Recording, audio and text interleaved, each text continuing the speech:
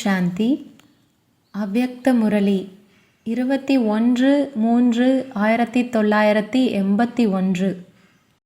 உண்மையான ஹோலியை எப்படி கொண்டாடுவது? இன்று துக்கமில்லா உலகத்தின் மகாராஜா தன்னுடைய துக்கமற்ற உலகின் எஜமானர்களை சந்திப்பதற்காக வந்திருக்கிறார். அந்த மாதிரி எஜமானர்களை பார்த்து ஒவ்வொரு குழந்தையும் எஜமானனாகிவிட்டார் என்று பாப்தாதாவும் குஷியடைகிறார். சங்கமயுகம் துக்கமற்றது, மூலவதனம் துக்கமற்ற உலகம், சொர்க்கம் துக்கமற்ற உலகம். அப்படி 3 உலகங்களின் எஜமானன் பாப்தாதா அந்த மாதிரி எஜமானர்களை பார்த்து எஜமானர்களுக்கு இன்றைய ஹோலி பண்டிகைக்கான வாழ்த்துக்களை தெரிவிக்கிறார். வர்ணங்களினால் கொண்டாடும் ஹோலி பண்டிகைக்கான வாழ்த்துக்கள் இல்லை, ஆனால் ஹோலியே ஆகிவிட்டீர்கள் என்பதற்கான வாழ்த்துக்கள். அனைவரும் தந்தையின் ஹோலியே, அதாவது தந்தையின் குழந்தைகளாக ஆகிவிட்டீர்கள். ஹோலியே தான் இல்லையா? பாடலாக என்ன பாடுகிறீர்கள்? தந்தையின் ஹோலியே, அதாவது ஆகிவிட்டோம். யார் தந்தையின் குழந்தையாக ஆகிவிட்டார்களோ அவர்களுக்குத்தான் ஹோலிக்கான வாழ்த்துக்கள். ஆவீர்களா அல்லது ஆகிவிட்டீர்களா? என்ன பதில் கூறுவீர்கள்? எப்பொழுது ஹோலி, அதாவது கடந்ததை கடந்ததாக்கி தந்தையின் குழந்தை ஆகிவிட்டீர்களோ அப்பொழுதுதான் குஷி என்ற பீச்சாங்குழலை உபயோகிக்கிறீர்கள். பீச்சாங்குழல் மூலம் வர்ணம் தெளிப்பார்கள் தான் இல்லையா? அப்படி உங்களுடைய பீச்சாங்குழல் மூலம் எத்தனை குடும்பங்கள் உருவாகின? இன்றைய நாட்களில் ஒரே பீச்சாங்குழலில் விதவிதமான வர்ணங்களையும் போடுகிறார்கள்.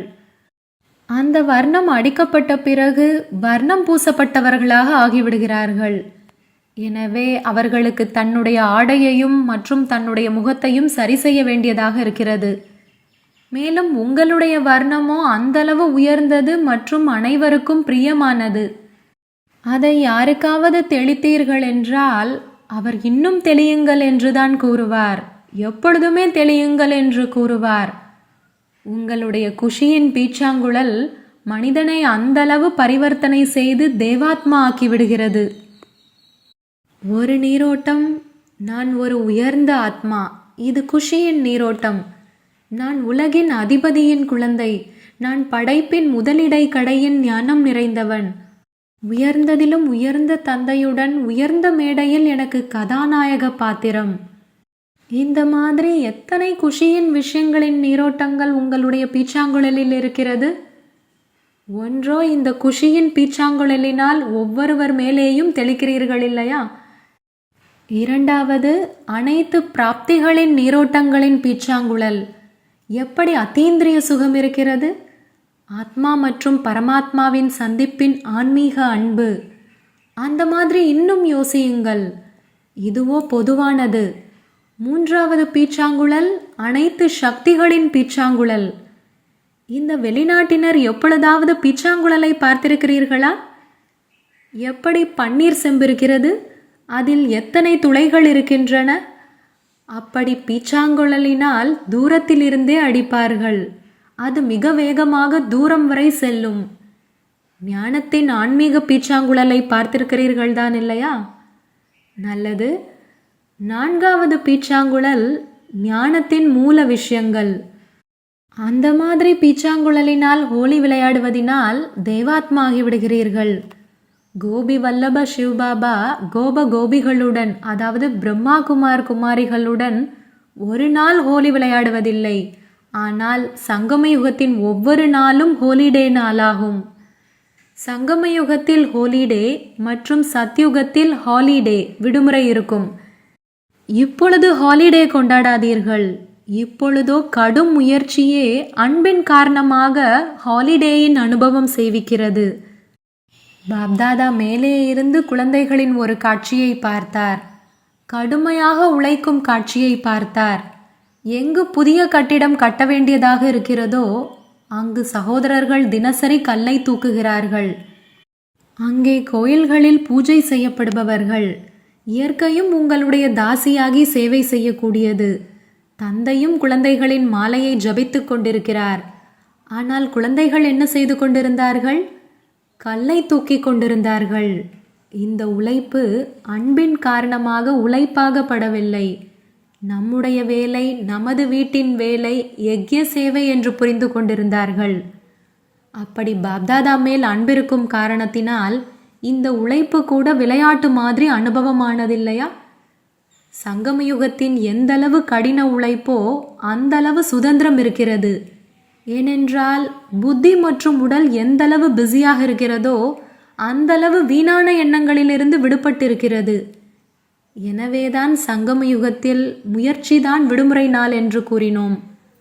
குழந்தைகளை பார்த்து பாப்தாதா அவர்களுக்குள் ஆன்மீக உரையாடல் செய்து கொண்டிருந்தார்கள். இப்பொழுது ஓம் சாந்தி பவன் ஹாலை கட்டுவதற்காக கல்லை தூக்கி கொண்டிருக்கிறார்கள். ஆனால் இந்த ஒவ்வொரு கல்லும் 1000 மடங்கு வளர்ச்சியடைந்து முத்துக்கள் வைரங்கள் ஆகிவிடும். உங்களுடைய மாளிகைகளில் இந்த வைரங்கள் முத்துக்களினால் எவ்வளவு அலங்கரிப்பார்கள். அங்கே சென்று மாளிகை கட்ட வேண்டியதாக இருக்காது. இப்பொழுது என்ன உழைப்பு செய்தீர்களோ அதன் பலனாக ஏற்கனவே உருவாக்கப்பட்ட அலங்கரிக்கப்பட்ட மாளிகை கிடைக்கும். மிகவும் குஷியோடு சேவையில் ஆர்வமாக ஈடுபட்டு கொண்டிருந்தார்கள் என்பதை பாப்தாதாவும் பார்த்தார்கள். ஆக எந்த ஹோலி என இப்பொழுது புரிந்து கொண்டீர்களா? முதலில் எரிக்க வேண்டும், பிறகு கொண்டாட வேண்டும். ஒரு நாள் எரிப்பார்கள், மறுநாள் கொண்டாடுவார்கள். நீங்களும் ஒரு நாள் ஹோலி, அதாவது கடந்ததை கடந்ததாக்குகிறீர்கள். அதாவது முந்தைய அனைத்தையும் எரிக்கிறீர்கள். அப்பொழுதுதான் நாங்களோ பாப்தாதாவினுடையவர்களாக ஆகிவிட்டோம் என்று பாடல் பாடுகிறீர்கள். இதுதான் குஷியில் கொண்டாடுவது. நினைவு சின்னமான ஹோலி பண்டிகை கொண்டாடும் நாளில் தேவதைகளின் ரூபமாக ஈட்டியின் ரூபத்தை உருவாக்குகிறார்கள். ஆனால் அதிலும் விசேஷமாக நெற்றியில் லைட்டை எரிய வைப்பார்கள். இது உங்களுடைய நினைவு சின்னமாகும். எப்பொழுது நெற்றியின் ஜோதி எரிகிறதோ அப்பொழுது தேவதை ஆகிவிடுகிறீர்கள். தந்தையினுடையவராக ஆகிவிட்டீர்கள் என்றால் தேவதை ஆகிவிடுகிறீர்கள். உங்களுடையது அனுபவம், மேலும் அவர்களுடையது உங்களுடைய அனுபவத்தின் நினைவு சின்னத்தை கொண்டாடுவது. அப்படி நீங்கள் அனைவரும் எப்படி ஹோலி கொண்டாடுகிறீர்கள், மேலும் அவர்கள் என்ன செய்கிறார்கள் என்று புரிந்து கொண்டீர்களா? யதார்த்தமானது எது மற்றும் நினைவு சின்னம் எது? பெரிய பெரிய மனிதர்கள் மகா மூர்கர்களின் மாநாட்டை கூட்டுகிறார்கள். இதுவும் சரிதான். ஏனென்றால் எப்பொழுது தந்தை வருகிறார் என்றால் பெரிய பெரிய மனிதர்கள் மகா மூர்கர்களாக தான் ஆகிவிடுகிறார்கள். எவ்வளவு பெரியவரோ அந்தளவே மூர்கராகிறார். யார் தந்தையையே தெரிந்து கொள்ள முடியவில்லையோ அவர் மகா மூர்கன் ஆகிறார் இல்லையா? இதையும் நம்முடைய சென்ற கல்பத்தின் மகா மூர்க்கத்தன்மையின் நினைவாக கொண்டாடுகிறார்கள். அனைத்து தவறான காரியம் செய்கிறார்கள். என்னை தெரிந்து கொள் என்று தந்தை கூறுகிறார். ஆனால் அவர்கள் தந்தையே இல்லை என்று கூறுகிறார்கள். அப்படி தலைகீழானவர்கள் ஆனார்கள் இல்லையா? தந்தை வந்திருக்கிறார் என்று நீங்கள் கூறுகிறீர்கள். மேலும் அவர்கள் அப்படி இருக்கவே முடியாது என்று கூறுகிறார்கள். அப்படி தவறான காரியம் செய்கிறார்கள் தான் இல்லையா? பொதுவாக மிக அதிக விஸ்தாரம் செய்தாகிவிட்டது. ஆனால் சாரம் தந்தை மற்றும் குழந்தைகளின் மங்கள சந்திப்பிற்கான நினைவு சின்னம். சங்கம யுகம்தான் மங்கள சந்திப்பிற்கான யுகம். பாரதத்தில் வசிக்கும் குழந்தைகளோ இந்த விஷயங்களை தெரிந்திருக்கிறார்கள். இன்று வெளிநாட்டிலிருந்து வந்திருக்கும் குழந்தைகளுக்கு கூறிக்கொண்டிருக்கிறோம். ஏனென்றால் ராஜ்யமோ பாரதத்தில்தான் செய்ய வேண்டும் இல்லையா? அமெரிக்காவில் செய்ய வேண்டாம் இல்லையா? பாரதத்தின் விஷயங்களை அவசியம் கேட்பீர்கள் மற்றும் புரிந்து கொள்வீர்கள் இல்லையா? உங்களுடைய விஷயங்களையே என்னவாக ஆக்கியிருக்கிறார்கள்? எவ்வளவு வித்தியாசம் செய்து விட்டார்கள். அந்த மாதிரி கடந்ததை கடந்ததாக்கி ஹோலியின் பாடலை பாடக்கூடிய, எப்பொழுதும் விதவிதமான பீச்சாங்குழல்கள் மூலமாக ஆத்மாவின் ஆடையை வண்ணமயமாக்கக்கூடிய, எப்பொழுதும் தந்தையுடன் மங்கள சந்திப்பை செய்து கொண்டிருக்கும், பிராமணனாக இருப்பவர் தேவதையாக ஆகக்கூடிய துக்கமற்ற உலகத்தின் எஜமானர்களுக்கு பாப்தாதாவின் அன்பு நினைவுகள் மற்றும் நமஸ்காரம். முரளிகளோ அதிகம் கேட்டிருக்கிறீர்கள். கேட்பதற்கு இன்னும் ஏதாவது இருக்கிறதா? இப்பொழுதோ சந்திக்க வேண்டும் மற்றும் கொண்டாட வேண்டும். கேட்பது மற்றும் கூறுவது கூட அதிகமாகிவிட்டது. சாக்கார ரூபத்தில் கூறினோம், அவ்யக்த ரூபத்திலும் எவ்வளவு கூறியிருக்கிறோம்? 1 வருடம் அல்ல, ஆனால் 13 வருடங்கள். இப்பொழுது 13வது வருடத்தில் உன்னுடையவராகவே ஆகிவிட வேண்டுமில்லையா? உன்னுடையவன் என்ற இந்த உணர்விலேயே இருந்தீர்கள் என்றால் முழுமையாக சொன்னதின் சாரம் வந்துவிடும். நேற்று குழந்தைகளின் கொண்டாட்டத்தின் காட்சியையும் பார்த்தோம். அதிகமாக சிரித்தார்கள், அதிகமாக விளையாடினார்கள். பாப்தாதா புன்முறுவலிட்டு கொண்டே இருந்தார். எப்பொழுதுமே அந்த மாதிரி சிரித்து கொண்டும் ஆடிக்கொண்டும் இருங்கள், ஆனால் அழியாததாக இருக்கட்டும். குழந்தைகள் கலகலப்பாக இருப்பதை பார்த்து அழியாததாக இருக்கட்டும் என்ற வரதானத்தை பாப்தாதா கொடுக்கிறார். கால்களோ களைப்படைந்து விடும், ஆனால் புத்தி மூலம் குஷியில் ஆடிக்கொண்டே இருங்கள். அவ்யக்த வதனவாசியாகி ஃபரிஷ்தாவின் ஆடையில் நடனமாடிக்கொண்டே இருந்தீர்கள் என்றால் அழியாததாக மற்றும் நிரந்தரமாக செய்ய முடியும். இதுவும் சங்கம யுகத்தின் கொண்டாட்டம், பிறகு இருக்காது. எனவே நன்றாக விளையாடுங்கள், சாப்பிடுங்கள், மகிழ்ச்சியாக இருங்கள். ஆனால் அழியாதது என்ற வார்த்தையையும் நினைவு வையுங்கள். அமெரிக்காவுடன் சந்திப்பு.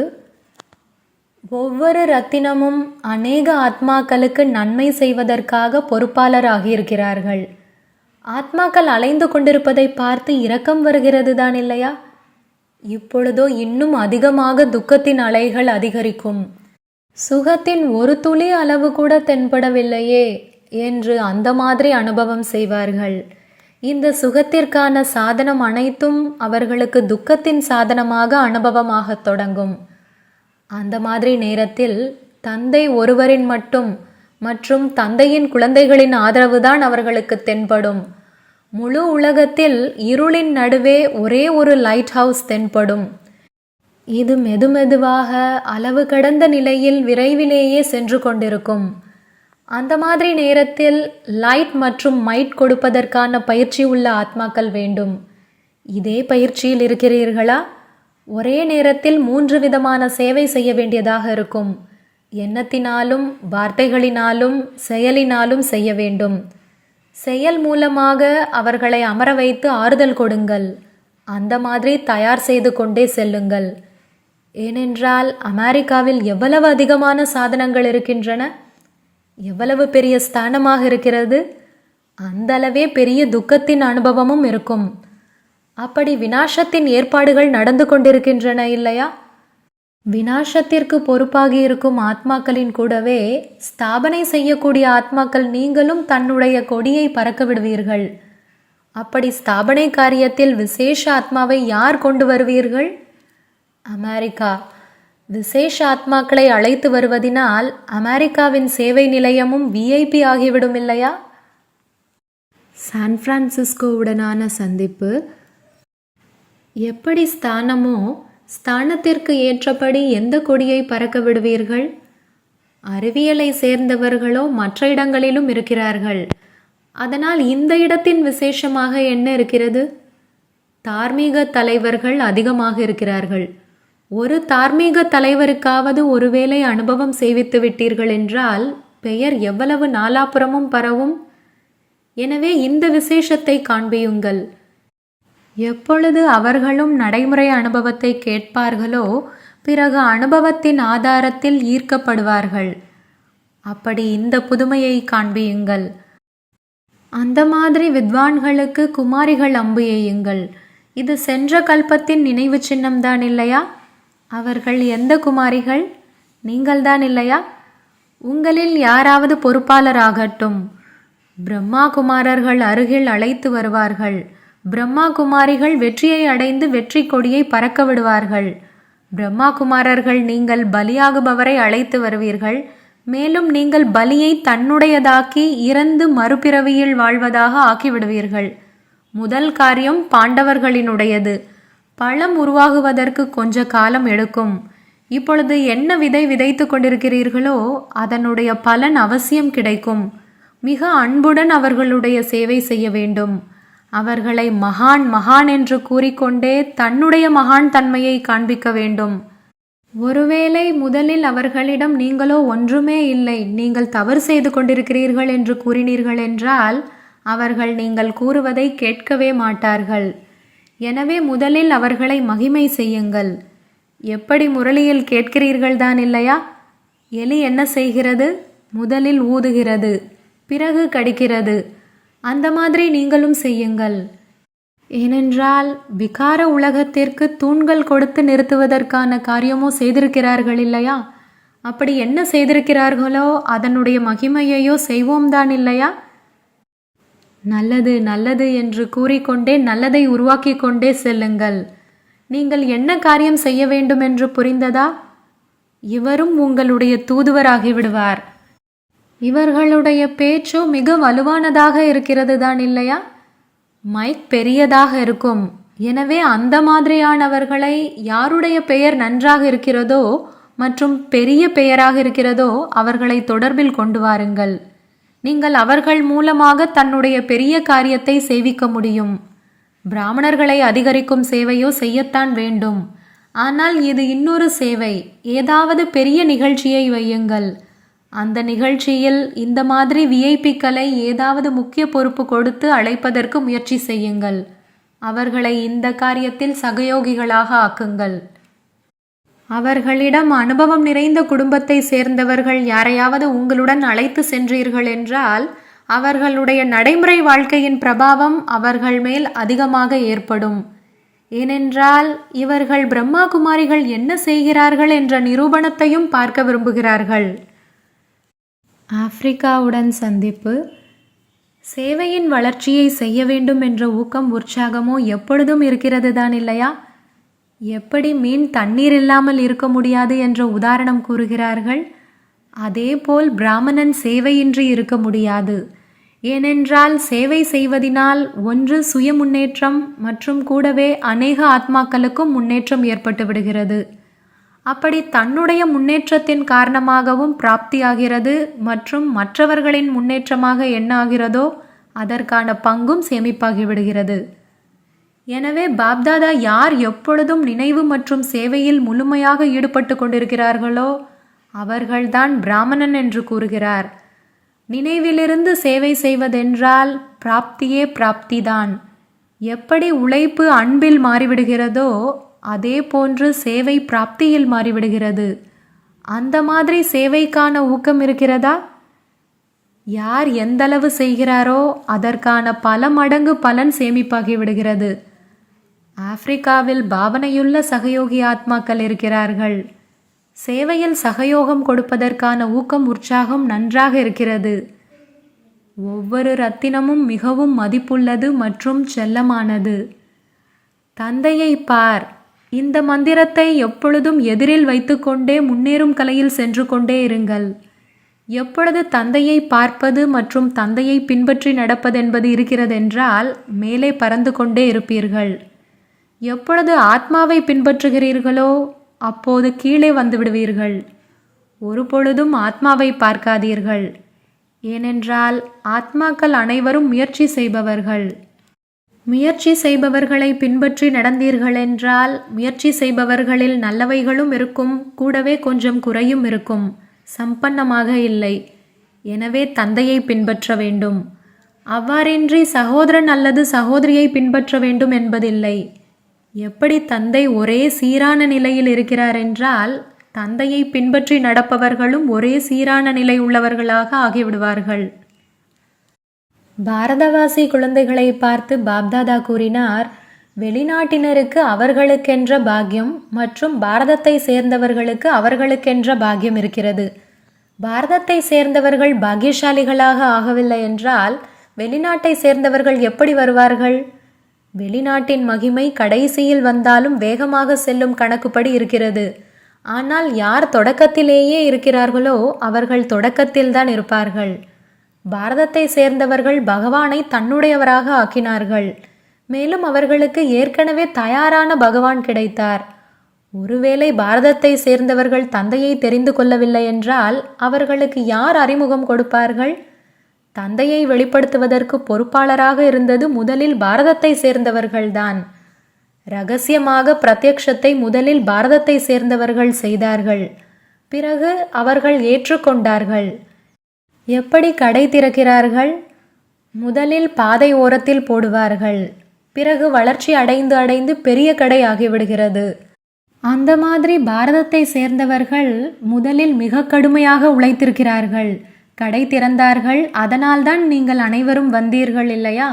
எந்தளவு பாரதத்தை சேர்ந்தவர்கள் சகித்து கொண்டார்களோ அந்தளவு வெளிநாட்டினர் எங்கே சகித்து கொண்டார்கள்? எனவே பாரதவாசி குழந்தைகள் இதில் நம்பர் 1.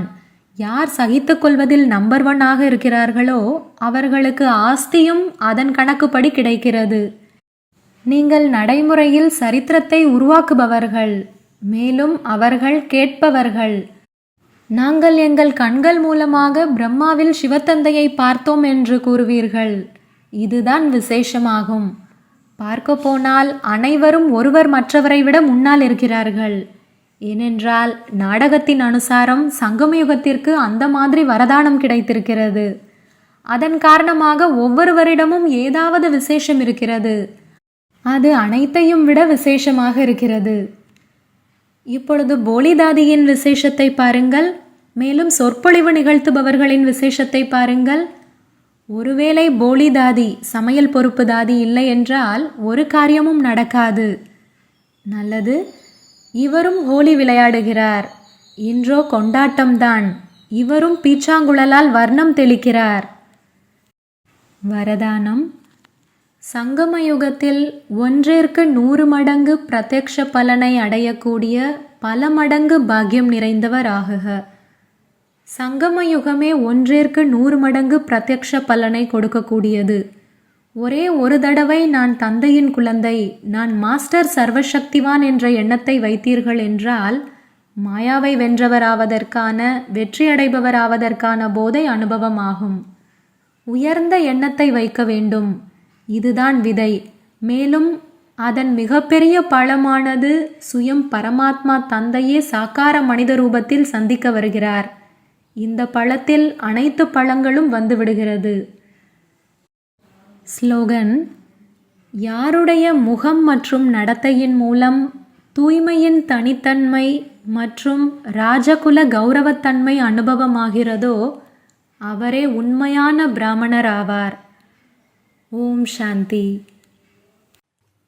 तो बच्चों को तो सर्विस करनी है। जो बाबा कहते हैं सबको ये बताओ कि देखो तुम्हारा एम एंड ऑब्जेक्ट ये है, एक गीता है बढ़िया, ये राजयोग है ना बच्चे। कैसे है राजयोग? बिल्कुल सहज है कि बाप को याद करो तो ये वैसा मिलेगा तुमको। ओम शांति।